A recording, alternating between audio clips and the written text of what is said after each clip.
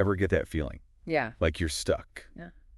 in a spot where, things just aren't working. Oh, yeah, totally. Like you're trying to make something work, but it's just not happening. It's Yeah. like Well, untenable, right? exactly. And that's actually what we're diving deep into today. Today's deep dive is all about those untenable situations. We're going to be pulling some thoughts from a piece called, well, wouldn't you know it, it's called Untenable. Catchy title. Right. So the author starts off, and this kind of grabbed me. They say flat out they hate feeling stuck. Really?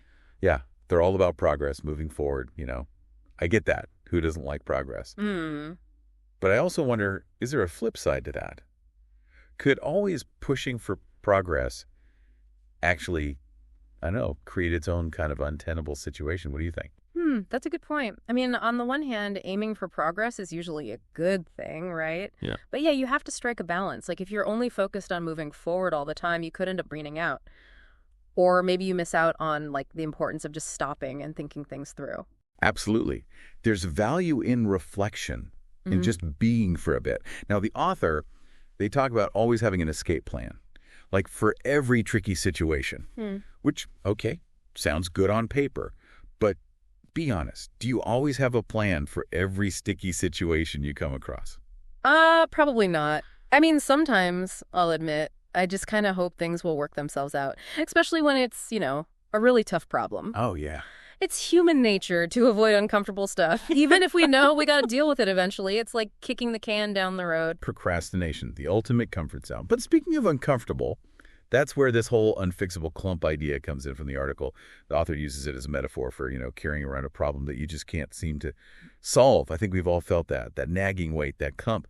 But what I found interesting was they talk about how to actually manage the clump, even if you're stuck with it for a while. So it's not just about solving the problem, but about minimizing the damage while you figure things out. Right.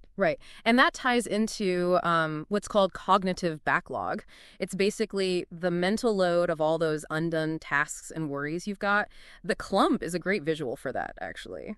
But the point is, if you can actively manage that backlog, even if you can't totally get rid of it, you can free up mental space, reduces stress. It's all about taking control where you can. It reminds me of those times when you realize, man, this just isn't sustainable anymore. And the author points out the real hurdle isn't spotting the problem. It's figuring out how to make things sustainable. So, like, in practical terms, what can people do to tackle that? First off, you got to figure out what's draining you and why. Is it because you feel like you have no control? Maybe your values aren't lining up with what you're doing. Or maybe you've just got too much on your plate, plain and simple. Once you zero in on the root cause, you can start looking for solutions. The author's bottom line, though, it seems to be, if something just isn't working and you can't figure out how to make it sustainable, maybe, just maybe, it's time to let it go. But that's a hard thing to do, isn't it? It can be really hard, especially when you've put so much into something, time, effort, emotion.